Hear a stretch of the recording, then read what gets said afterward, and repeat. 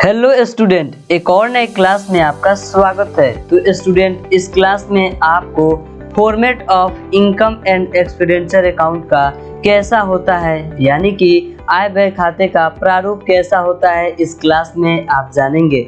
चलिए इसके साथ साथ आपको इस क्लास में और किस किस टॉपिक के बारे में बताया जाएगा उसे भी समझते हैं। सबसे पहले आपको आय व्यय खाते का प्रारूप यानी कि इसका फॉर्मेट कैसा होता है उसके बारे में बताया जाएगा। उसके बाद से आपको आय व्यय खाते से संबंधित मुख्य बातें ध्यान देने योग्य, यानी कि इस खाते को जब तैयार करेंगे तो इससे संबंधित कुछ बातें होती हैं जिसको आपको ध्यान में रखते हुए इस खाते को तैयार करना होता है, तो उसे समझेंगे। उसके बाद से आपको इस क्लास में आय व्यय खाता क्यों बनाया जाता है, यानी कि आप जो इनकम एंड एक्सपेंडिचर अकाउंट को तैयार करते हैं तो उसके बनाने का मेन रीज़न क्या होता है, यानी कि हम इसका वाय समझने का प्रयास करेंगे। तो चलिए इस क्लास को शुरू करते हैं। क्लास को आपने अभी तक लाइक नहीं किया तो क्लास को लाइक करें। तो जैसा कि आप स्क्रीन पे देख रहे हैं कि यह आय व्यय खाते का प्रारूप है, यानी कि फॉर्मेट है इनकम एंड एक्सपेंडिचर अकाउंट। तो इसको कैसे तैयार किया जाता है पूरे स्टेप बाय स्टेप आइए समझते हैं।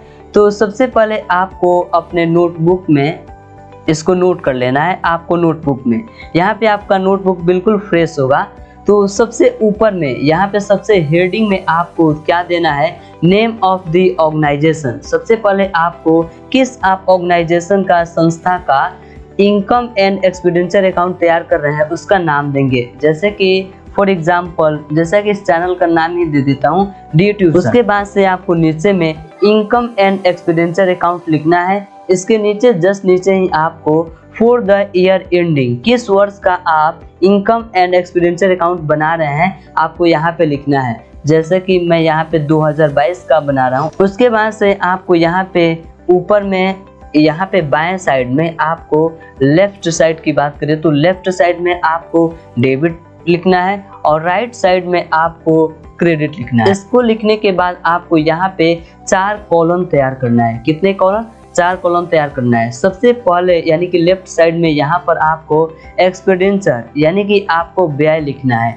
इसमें जो है जितने भी व्यय होंगे सभी को इसमें शामिल किया जाएगा। उसके बाद से आपको यहाँ पे अपना अमाउंट लिखना है, अमाउंट लिखना है। उसके बाद से आपको इसके जैसे यहाँ पे आपको इनकम लिखना है यानी कि आय। उसके बाद से अमाउंट लिखना है। यहाँ पे एक्सपेंडिचर में सबसे पहले आपको 2 लिखना है। क्या लिखना है? 2। उसके बाद से आपको डिप्रिसिएशन यानी कि ह्रास, ह्रास जो है वह क्या है, वह व्यय है, तो आपको इसमें शामिल करना है। तो आप यह याद कर ले कि किस आइटम को एक्सपेंडिचर साइड लिखना है और किस आइटम को आपको इनकम साइड लिखना है। जब आप इसे याद कर लेंगे तो आपको इनकम एंड एक्सपेंडिचर अकाउंट को प्रिपेयर करने में किसी भी तरह का कोई समस्या नहीं आएगा। तो इसे आप याद जरूर करें। उसके बाद से आपको इसी में 2 लिखना है। उसके बाद से स्टेशनरी लिखना है, डेकोरेशन भी आता है इसमें। और यहाँ पे आपको ओपनिंग स्टॉक यदि क्वेश्चंस में मिलेगा तो आपको इसको क्या कर देना है, इसको प्लस कर देना है। ओपनिंग स्टॉक को आपको प्लस करना है और क्लोजिंग स्टॉक दिया गया रहेगा तो इसको हमको माइनस कर देना है, ठीक है। उसके बाद से आपको इलेक्ट्रिसिटी, इसको भी अमाउंट लिखना है। Printing and stationery, audit fees, bank charge, बार एक्सपेंस। बार तो आप समझते हैं जहाँ पे लोग वाइन यानी कि शराब पीने जाते हैं, डांस मौज मस्ती जो भी करना वो करते हैं, तो उसमें जो भी खर्च होंगे, एक्सपेंस होंगे, उसको एक्सपेंडिचर साइड में आपको लिखना होता है। उसके बाद से ऑफिस एक्सपेंस, बैड डेब्ट्स होता है, एडवर्टाइजमेंट, जनरल एक्सपेंस, आपको इतना लिख देना है, ठीक है। उसके बाद से आपको यहाँ पे मैं इसको भी आपको समझाऊंगा। अब आपको इनकम साइड में चले आना है। इनकम साइड में आपको एंट्रेंस फीस, क्या लिखना है, एंट्रेंस फीस लिखना है।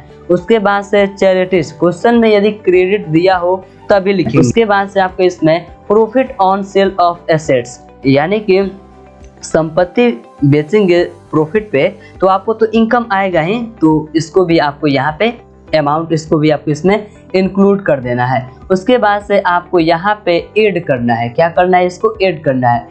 ओएस यानी कि आउटस्टैंडिंग, आउटस्टैंडिंग यदि रहेगा तो आपको ऐड करना है। अब आउटस्टैंडिंग में कौन सा? तो outstanding at the end of this year, यानी कि इसी वर्ष कोई आउटस्टैंडिंग है जो समाप्त हुआ है तो उसको हम यहाँ पे ऐड करके लिखेंगे। उसके बाद से इसमें आपको माइनस करना है यानी कि लेस करना है आउटस्टैंडिंग इन द बिगनिंग यानी कि प्रारंभ का जो बकाया उसको माइनस करेंगे, और last years received this year यानी कि लास्ट साल जो पैसे रिसीव हुए हैं उसको भी आपको माइनस करके यहाँ पे आपको उस अमाउंट को लिख देना है। लिखने के बाद आपको मेंबरशिप का यहाँ पे लिखना है, सेल ऑफ टिकट लिखना है, और यहाँ पे नीचे में आपको इनकम फॉर लेक्चर आपको इसको लिखना है। ऐसा नहीं है कि इसमें जो भी आइटम दिए गए हैं उसको आपको एक सीक्वेंस में ही लिखना है, ठीक है।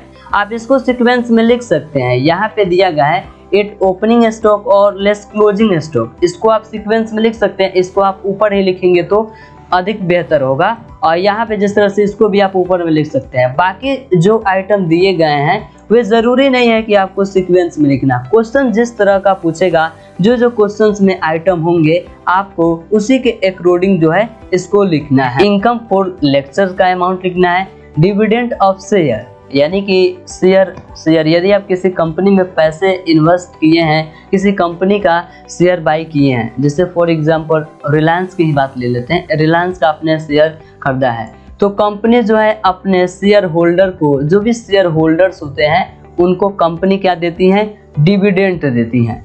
तो डिविडेंड से जो इनकम रिसीव होगा उसको भी आपको इनकम वाले कॉलम में लिखना है। उसके बाद से इंटरेस्ट ऑन इन्वेस्टमेंट, आपने जो पैसे इन्वेस्ट किए हैं उस पर जो इंटरेस्ट रिसीव होगा उससे भी इनकम आएगा तो उसको भी लिखना है। Sales of newspapers, receipts from entertainment.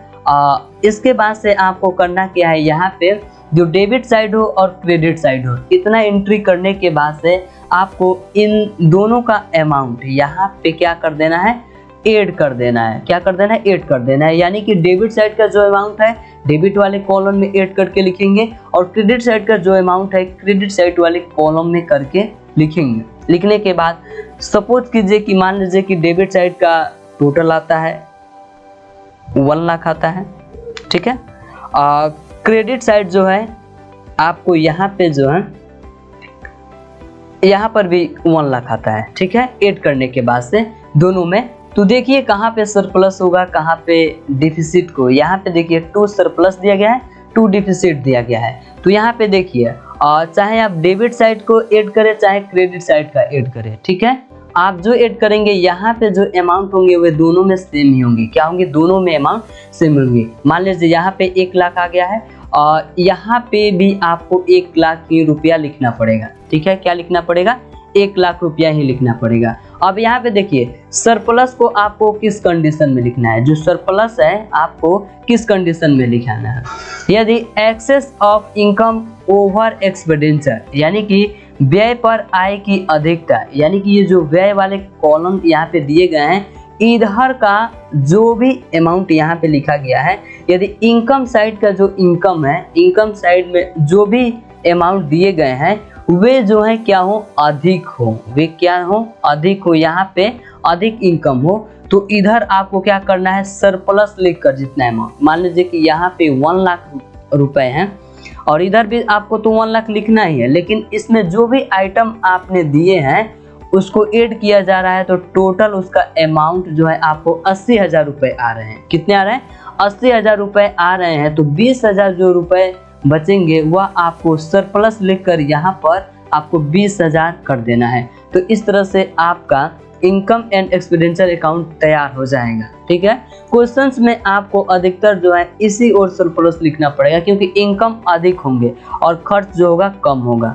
तो अगर इसके विपरीत की बात करें, यदि इस साइड का कॉलम जो है यहाँ पे दिया है आय पर व्यय की अधिकता, यानी कि जो इनकम है यहाँ पे भी 1 लाख रुपये, आपको तो दोनों सेम लिखना ही पड़ेगा, इसमें कोई डिफरेंस, इधर भी 1 लाख है 1 लाख इधर भी।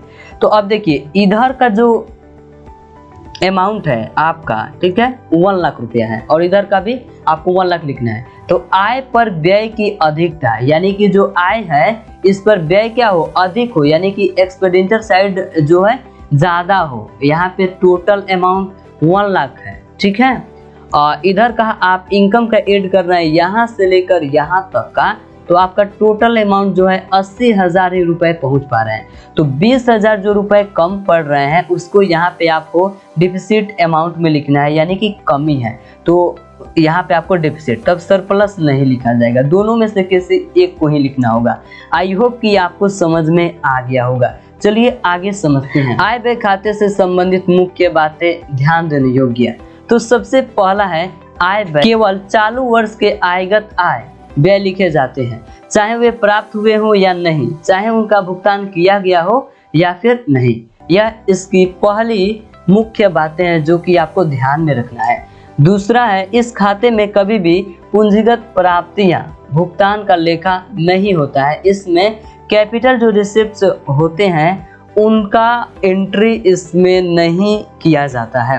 तीसरा, अगर किसी सौदे में यानी कि जो भी ट्रांजैक्शन हुए हैं उसमें यदि एडजस्टमेंट हो तो उसका समायोजन अवश्य कर लेना चाहिए। तो एडजस्टमेंट से संबंधित ध्यान रखने वाली बातें, सबसे पहला है, अगर प्रश्न में किसी भी तरह की अन्य सूचनाएं यानी कि अदर इंफॉर्मेशन दिए गए हैं तो उसका एडजस्टमेंट प्लस और माइनस में करें। यानी क्वेश्चन में दिया गया है कोई अदर इंफॉर्मेशन तो उसको नहीं तो उस आइटम को प्लस करना पड़ेगा और नहीं तो माइनस करना पड़ेगा, ये दोनों में से कोई एक चीज करना ही पड़ेगा।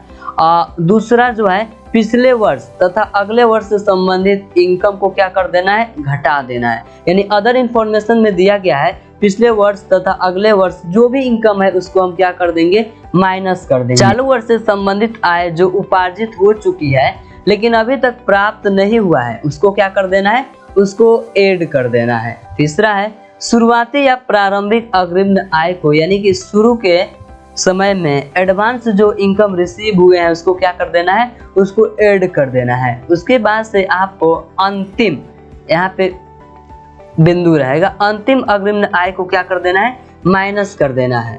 और अस्थायी संपत्ति पर डिप्रिसिएशन को आपको जरूर काटना है। जो भी फिक्स्ड एसेट होती हैं जैसे कि फर्नीचर होता है और भी ऐसे लैंड एंड बिल्डिंग है उस पे आपको डिप्रिसिएशन यानी कि हरास जरूर काटना है। आई होप कि यह भी आपको समझ में आ गया होगा। क्लास को लाइक नहीं किया है तो क्लास को लाइक करें और इस वीडियो को अपने दोस्तों में शेयर करें।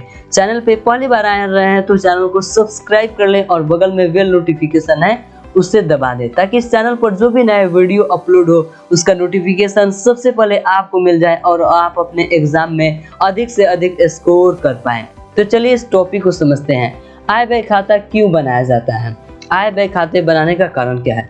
तो सिंपल सी बात है, आय व्यय खाता जो होता है उसको अलाभकारी संस्था है। चालू वर्ष में व्यय पर आय की अधिकता को सरप्लस करते हैं और आय पर व्यय की अधिकता को क्या कहा जाता है, डिफिसिट कहा जाता है। इसे आपको याद कर लेना है, इससे एग्जाम से क्वेश्चन बनते हैं। एग्जाम में क्वेश्चन बनता है कि चालू वर्ष में व्यय पर आय की अधिकता को क्या कहा जाता है। आपको ऑप्शन में दे दिया जाएगा सरप्लस कहा जाता है। क्या कहा जाता है, ऑप्शन में आपको मिलेगा सरप्लस, सरप्लस दे देगा। उसके बाद से आपको डिफिसिट दे देगा, प्रॉफिट दे देगा और दे देगा इनकम दे देगा। तो आप तो पढ़े होंगे तभी तो आप सही टिक कर पाएंगे। तो आपको यहाँ पर राइट आंसर क्या देना है, बिल्कुल सही, आपको सरप्लस देना है। वैसे ही आपको आय पर व्यय की अधिकता पूछता है तो आपको डिफिसिट यानी कि कमी को टिक करना है। तो इस तरह से आपका ऑब्जेक्टिव भी क्लियर हो रहा है।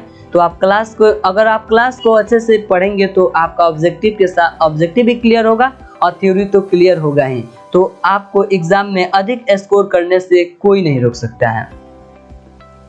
नेक्स्ट क्लास में डिस्कस करेंगे प्राप्ति एवं भुगतान खाता तथा आय व्यय खाते में अंतर यानी कि डिफरेंस क्या होता है। Receipts and payment account, income and expenditure account, इन दोनों में डिफरेंस बताया जाएगा।